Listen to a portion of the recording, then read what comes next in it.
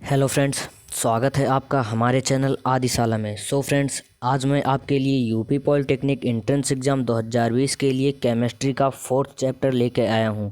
तो फ्रेंड्स, अगर अभी तक आपने हमारे चैनल आदिशाला को सब्सक्राइब नहीं किया है तो सब्सक्राइब कर लीजिए और साथ ही साथ बेल आइकन पर क्लिक कर दीजिए ताकि आपको लेटेस्ट वीडियो मिले सबसे पहले।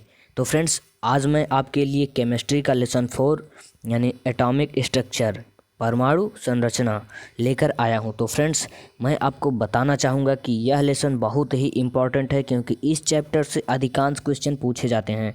तो फ्रेंड्स, चलिए देखते हैं कि आज का फर्स्ट क्वेश्चन क्या दिया हुआ है। तो फ्रेंड्स, आइए अब हम अपने क्वेश्चन पर आते हैं। तो फ्रेंड्स, हमारा पहला क्वेश्चन दिया हुआ है, परमाणु के नाभिक में होते हैं। तो फ्रेंड्स, आपको ये मालूम होना चाहिए कि परमाणु के नाभिक में क्या होते हैं। तो फ्रेंड्स, हमारा पहला क्वेश्चन दिया हुआ है, परमाणु के नाभिक में होते हैं। तो फ्रेंड्स, यहाँ पे आपको बता दें कि परमाणु के नाभिक में प्रोटॉन तथा न्यूट्रॉन दोनों होते हैं। तो फ्रेंड्स, हमारा ये ऑप्शन बी सही हो जाएगा। जो आपको चूँकि परमाणु के नाभिक में प्रोटॉन तथा न्यूट्रॉन दोनों होते हैं। तो फ्रेंड्स, हम अपने अगले क्वेश्चन पर चलते हैं। हमारा अगला क्वेश्चन है, परमाणु को सर्वप्रथम किसने विभाजित किया। तो फ्रेंड्स, आपको मालूम फ्रेंड्स, परमाणु को सर्वप्रथम किसने विभाजित किया, तो सर्वप्रथम बैकेरल। तो फ्रेंड्स, देखते हैं बैकेरल, ये ऑप्शन सी पे दिया हुआ है। तो फ्रेंड्स, इसको याद करने के लिए एक ट्रिक है। चूँकि आप इसे केरल से याद रख सकते हैं, क्योंकि केरल जो है वो एक स्टेट का नाम है। तो इस केरल को ध्यान में रखते हुए आप इसे याद कर सकते हैं। चूँकि यह एक स्टेट का नाम है तो इसलिए आप इस केरल से इसके आगे सिर्फ बै जोड़ देना है, उसके बाद बैकेरल हो जाएगा। तो फ्रेंड्स, इससे आप इसे याद रख सकते हैं। चूँकि ये बैकेरल है तो बैकेरल, और चूँकि केरल जो है स्टेट का नाम है तो आप इसको ध्यान में रख सकते हैं। ये बहुत ही बढ़िया ट्रिक है। तो फ्रेंड्स, अब हम अपने अगले क्वेश्चन पर चलते हैं। हमारा अगला क्वेश्चन दिया हुआ है, परमाणु के नाभिक में स्थित प्रोटॉन तथा न्यूट्रॉनों की संख्या कहलाती है। तो फ्रेंड्स, ये हमारा होगा द्रव्यमान संख्या। तो ये देखिए, ए में दिया हुआ है द्रव्यमान संख्या। तो फ्रेंड्स, हमारा ये सही हो जाएगा। तो फ्रेंड्स, अब अपने अगले क्वेश्चन पर चलते हैं। फ्रेंड्स, हमारा अगला क्वेश्चन है, नाभिक का आकार होता है। तो फ्रेंड्स, ये ऑप्शन हमारा बी सही हो जाएगा, 10⁻13 सेंटीमीटर नाभिक का आकार होता है। तो फ्रेंड्स, अब हम अपने अगले क्वेश्चन पर चलते हैं। हमारा अगला क्वेश्चन दिया हुआ है, निम्नलिखित में से कौन सा कथन असत्य है। आपको इसे ध्यान में आप इसको ध्यान में देखिए। यहाँ पूछा क्या गया है, असत्य पूछा गया है। फ्रेंड्स, इसमें असत्य पूछा गया है। तो इसको पढ़ते हैं, परमाणुओं के संयोग से अणुओं का निर्माण होता है। तो फ्रेंड्स, ये बिल्कुल सही है, क्योंकि ये होता है। और उसके बाद दिया है परमाणु अविभाज्य है, ये गलत बात है, क्योंकि परमाणु जो है वो विभाज्य है। तो इसलिए ये सही है, फिर भी इसे गलत दिया हो। तो फ्रेंड्स, ये बी वाला हमारा सही हो जाएगा। तो फ्रेंड्स, अब हम अपने अगले क्वेश्चन पर चलते हैं। क्वेश्चन नंबर 6, किसी तत्व का सूक्ष्मतम कण जो स्वतंत्र अवस्था में रह सकता है कहलाता है। किसी तत्व का सूक्ष्मतम कण जो स्वतंत्र अवस्था में रह सकता है वो क्या कहलाता है। तो फ्रेंड्स, आपको बता दें कि इसमें तो ऑप्शन ए सही होगा, लेकिन चूँकि तो फ्रेंड्स, हम अपने अगले क्वेश्चन पर चलते हैं। इसमें फ्रेंड्स 6 नंबर में जो है ये ए वाला सही होगा। अणु, किसी तत्व का सूक्ष्मतम कण जो स्वतंत्र अवस्था में रह सकता है। क्या अणु होते हैं जो हम एकदम फ्री रहते हैं, स्वतंत्र रहते हैं, जिनसे कोई मतलब नहीं रहता, वो अणु होते हैं। तो फ्रेंड्स, अगले क्वेश्चन पर चलते हैं। एक तत्व का परमाणु क्रमांक 19 तथा परमाणु भार 39 है, उसमें न्यूट्रॉनों की संख्या होगी। तो फ्रेंड्स, इसमें क्या दिया हुआ है, इसमें परमाणु क्रमांक जो है वो 19 दिया हुआ है, आप देख सकते हैं। यहाँ पर ये परमाणु क्रमांक 19 दिया हुआ है फ्रेंड्स, और परमाणु क्रमांक 19 दिया तो परमाणु भार 39 मतलब 39 दिया हुआ है। तो फ्रेंड्स आपको परमाणु क्रमांक जो होता है वो इलेक्ट्रॉनों की संख्या के जो है वो बराबर होता है, तो इलेक्ट्रॉन की संख्या भी यहाँ पर 19 हो जाएगा।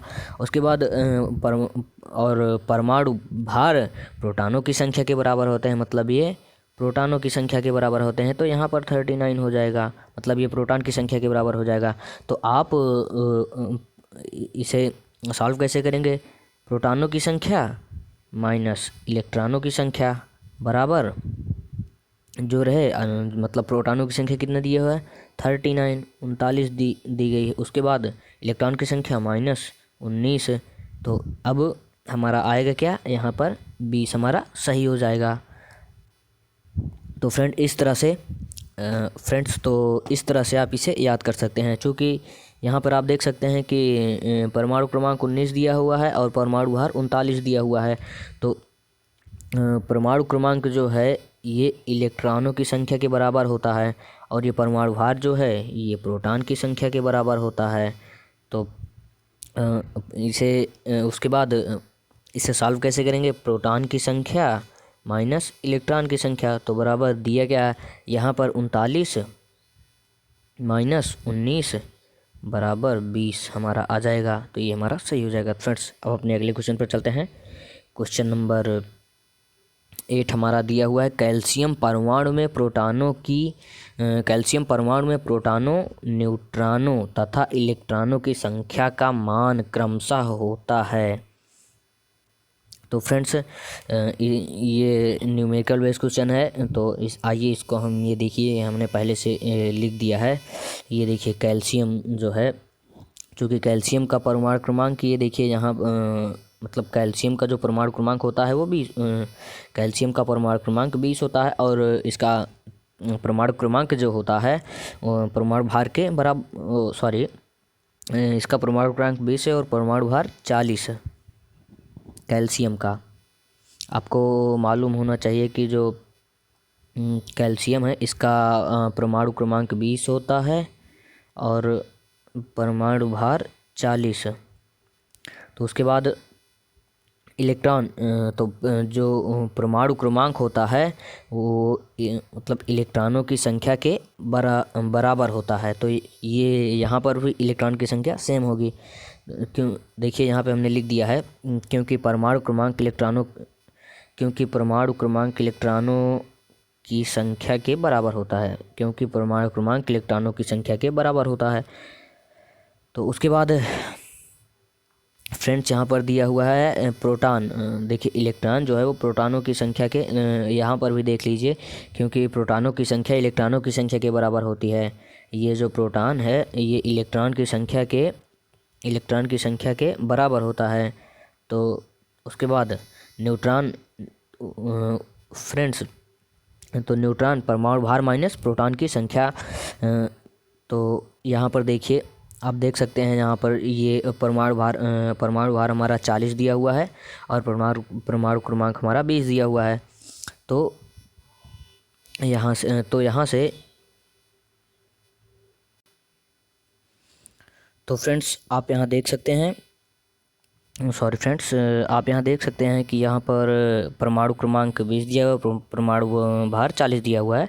तो आप यहाँ से इसको घटा दीजिए, मतलब 40 में से 20 माइनस कर दीजिए, 40 minus 20 is equal to 20।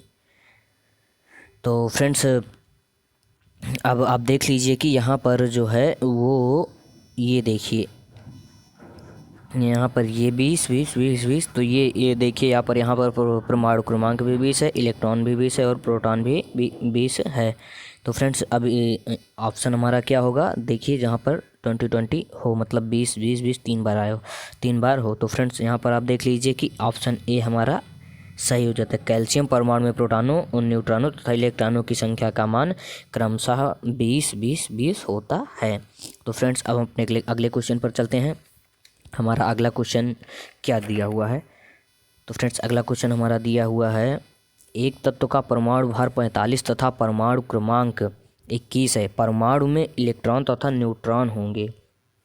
Friends, एक तत्व का परमाणु भार 45 तथा परमाणु क्रमांक 21 है, तो परमाणु में इलेक्ट्रॉन तथा न्यूट्रॉन होंगे। तो फ्रेंड्स, यहाँ पर आप देख लीजिए, परमाणु क्रमांक 21 दिया हुआ है और परमाणु भार 45 मतलब 45 दिया हुआ है। तो चूँकि इलेक्ट्रॉन की संख्या जो है, मतलब परमाणु क्रमांक जो है, मतलब वो इलेक्ट्रॉनों की संख्या के बराबर होता है।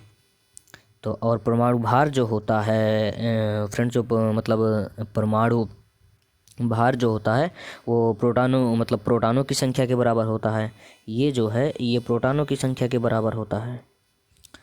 तो फ्रेंड्स, ये न्यूमेरिकल बेस्ड क्वेश्चन है, तो इसको हमने पहले से ही सॉल्व कर दिया है। आप यहाँ से देख सकते हैं, ये तत्व का परमाणु क्रमांक 21 दिया हुआ है और तत्व का परमाणु भार 45 दिया हुआ है। और फिर इलेक्ट्रॉनों की संख्या, क्योंकि परमाणु क्रमांक इलेक्ट्रॉनों की संख्या के बराबर होता है। फ्रेंड्स, आपको इसको इतना याद रखना पड़ेगा अपने दिमाग में कि परमाणु क्रमांक इलेक्ट्रॉनों की संख्या के बराबर होता है। तो फ्रेंड्स, आप यहाँ से देख सकते हैं कि इलेक्ट्रॉनों की संख्या भी 21 है, मतलब परमाणु क्रमांक इलेक्ट्रॉनों की संख्या के बराबर होता है। तो इसलिए यहाँ पे इलेक्ट्रॉनों की संख्या भी 21 हो गई। उसके बाद आप देखिए प्रोटॉनों की संख्या। तो फ्रेंड्स, यहाँ पर भी देखिए कि क्योंकि प्रोटॉनों की संख्या इलेक्ट्रॉनों की संख्या के बराबर होती है, तो फ्रेंड्स आपको यह पॉइंट भी याद करना पड़ेगा। और देख लीजिए कि मतलब जो प्रोटॉन की संख्या है वो 21 हो गई। ये क्यों हो गई? क्योंकि इलेक्ट्रॉनों की संख्या प्रोटॉनों की संख्या के बराबर होती है। तो फ्रेंड्स, आगे आइए देखते हैं। उसके बाद फ्रेंड्स दिया हुआ है न्यूट्रॉन की संख्या। तो न्यूट्रॉन की संख्या बराबर परमाणु भार माइनस प्रोटॉन की संख्या। तो न्यूट्रॉन की संख्या,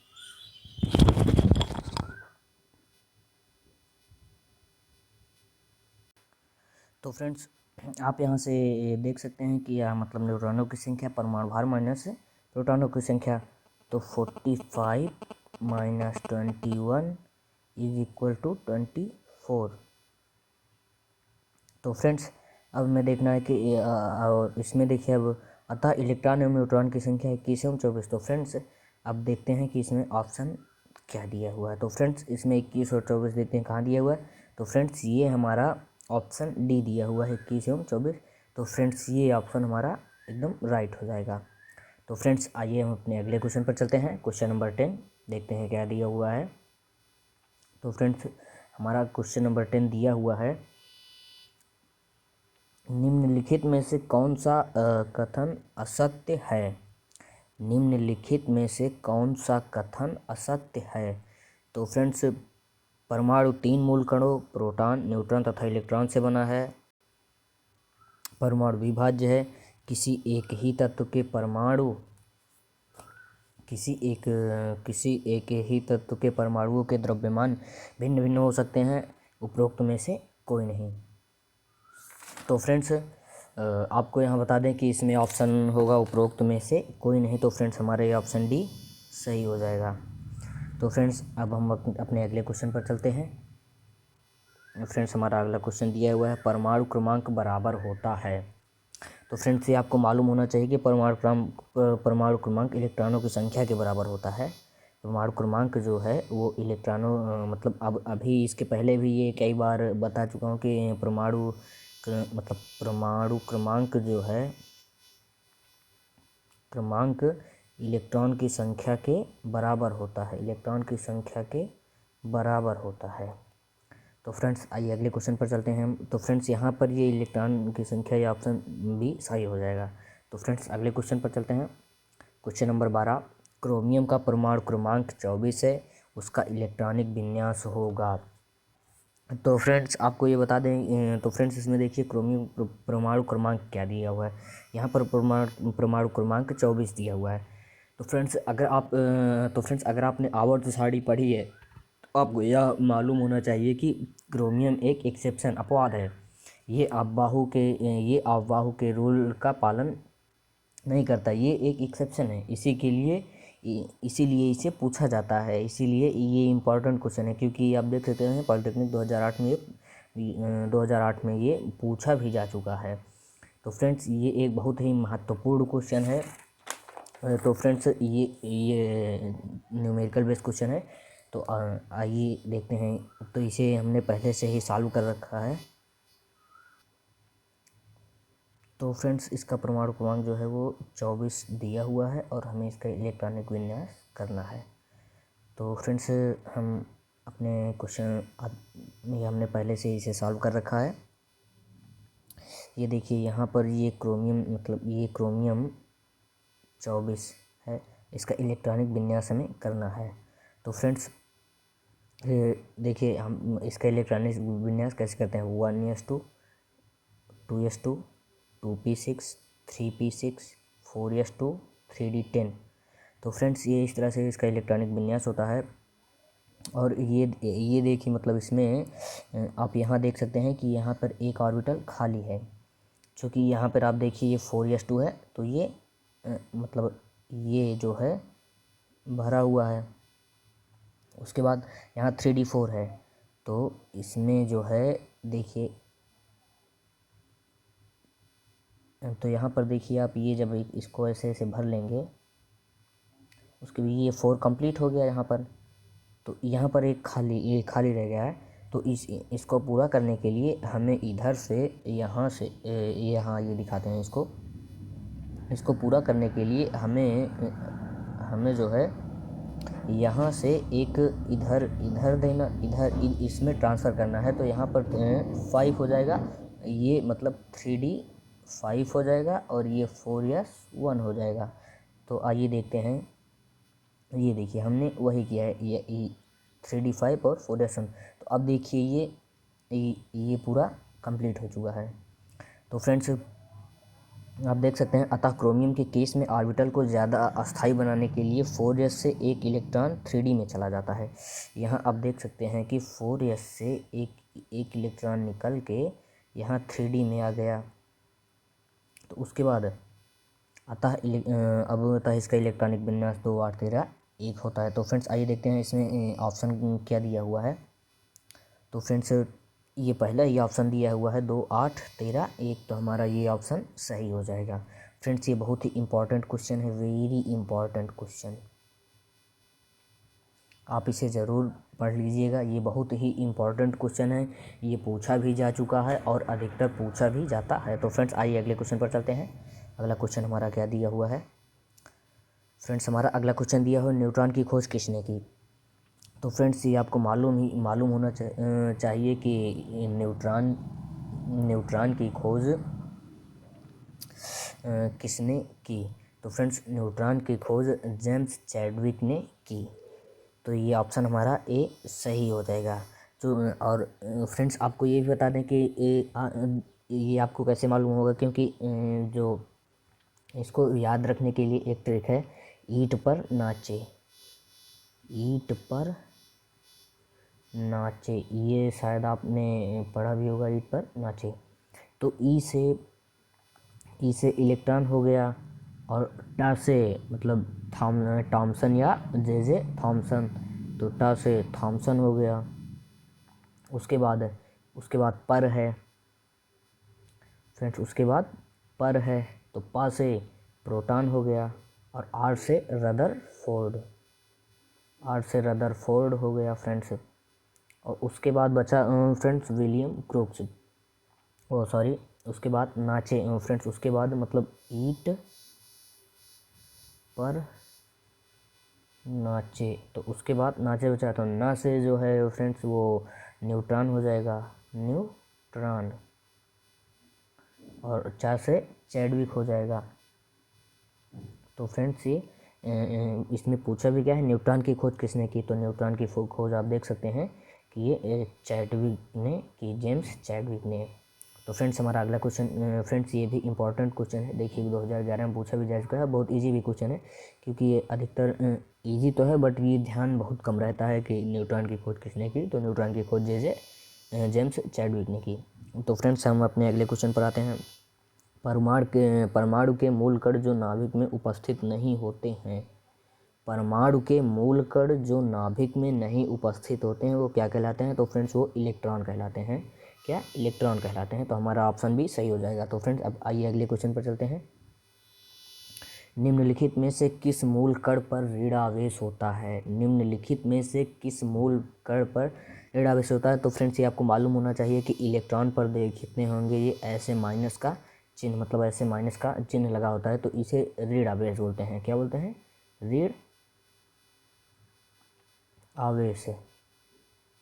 तो फ्रेंड्स हमारा ये ऑप्शन जो है ए हमारा सही हो जाएगा कि निम्नलिखित में से किस मूल कण पर ऋण आवेश होता है। तो फ्रेंड्स आपको ये मालूम होना चाहिए कि तो ये इलेक्ट्रॉन पर ऋण आवेश होता है, तो इसलिए हमारा ये ऑप्शन ए सही हो जाएगा। तो फ्रेंड्स आइए अगले क्वेश्चन पर चलते हैं हम अपने। इलेक्ट्रॉन की संहति होती है हाइड्रोजन नाभिक की, तो फ्रेंड्स ये होती है 1/1850। तो हमारा ऑप्शन ये डी सही हो जाएगा। ये बिल्कुल राइट आंसर है। तो फ्रेंड्स आइए अब हम अपने अगले क्वेश्चन पर चलते हैं। क्वेश्चन नंबर 17, न्यूट्रॉन पर आवेश होता है। तो फ्रेंड्स न्यूट्रॉन पर ना तो मतलब न्यूट्रॉन पर ऋणावेश भी होता है, मतलब ना तो ऋणावेश होता है ना तो धन आवेश होता है। तो इसमें बचा क्या? तो फ्रेंड्स इसमें जो है ना तो ये होता है ना तो ये होता है, तो इसमें बचा क्या? इसमें बचा फ्रेंड्स उदासीन। तो फ्रेंड्स न्यूट्रॉन पर उदासीन आवेश होता है, मतलब न्यूट्रॉन उदासीन होता है। तो फ्रेंड्स अब हम अपने अगले क्वेश्चन पर आते हैं। हमारा अगला क्वेश्चन दिया हुआ है प्रोटॉन है। प्रोटॉन, तो फ्रेंड्स प्रोटॉन भारी हाइड्रोजन का नाभिक भी है, उसके बाद एक मूलभूत कण भी है, फिर धनावेश कण भी है, और तो जब ये तीनों हैं तो इसमें ऑप्शन सही होगा ये सभी। तो हमारा ये राइट आंसर हो जाएगा। तो फ्रेंड्स उसके बाद हम अपने अगले क्वेश्चन पर आते हैं। परमाणु की प्रथम कक्षा में अधिकतम इलेक्ट्रॉन हो सकते हैं। तो फ्रेंड्स परमाणु की प्रथम कक्षा में अधिकतम इलेक्ट्रॉन 2 होते हैं, तो हमारा ऑप्शन भी सही हो जाएगा। तो फ्रेंड्स अगले क्वेश्चन पर चलते हैं। निम्नलिखित में से अणु के लिए सत्य कथन है। तो फ्रेंड्स इसमें ऑप्शन 4 ऑप्शन दिए हैं, जिसमें से पहला है यह स्वतंत्र अवस्था में रह सकता है। अणु एक स्वतंत्र अवस्था में ही रहता है। इसमें परमाणुओं का अनुपात निश्चित होता है। जी हाँ, ये भी निश्चित होता है। उसके बाद ये स्वतंत्र अवस्था में रह सकता है, इसमें परमाणुओं का अनुपात निश्चित होता है। हाँ, ये भी निश्चित होता है। उसके बाद इसकी आणविक संरचना परमाणु की व्यवस्था को प्रदर्शित करती है। हाँ, ये भी करती है। तो इसमें ऑप्शन हमारा डी ये जो है ये हमारा सही हो जाएगा। तो फ्रेंड्स इसमें ऑप्शन डी सही हो जाएगा। तो फ्रेंड्स आप देख सकते हैं कि इसमें टोटल 20 क्वेश्चन दिए हुए हैं, जो कि हमने आपको सब करवा दिए हैं। तो फ्रेंड्स ये एटॉमिक स्ट्रक्चर का पार्ट 1 था। अभी यह लेसन फिनिश नहीं हुआ है। इस लेसन में लगभग 39 या 38 क्वेश्चन हैं में भी। फ्रेंड्स ये वीडियो बहुत ज़्यादा लंबी हो जाती, इसलिए मैंने इसे 2 पार्ट में डिवाइड कर दिया है। तो फ्रेंड्स ये पार्ट 1 था। इसमें मैंने 20 क्वेश्चन आपको बताए हैं, और मैंने इसमें न्यूमेरिकल भी सॉल्व करवा दिया है। मैं एक भी क्वेश्चन को स्किप नहीं करूँगा, क्योंकि जो क्वेश्चन स्किप कर दिया जाता है अधिकतर वही क्वेश्चन एग्ज़ाम में पूछ लिया जाता है। तो फ्रेंड्स मैं न्यूमेरिकल भी सॉल्व करवाता चलूँगा साथ साथ। तो फ्रेंड्स ये पार्ट 1 था। इसमें मैंने 20 क्वेश्चन सॉल्व करवाए हैं। तो फ्रेंड्स अगर आपको यह वीडियो पसंद आया तो वीडियो को लाइक और सब्सक्राइब करना ना भूलें। तो फ्रेंड्स मिलेंगे नेक्स्ट वीडियो में, मतलब पार्ट 2 में। तो थैंक्स फॉर वॉचिंग।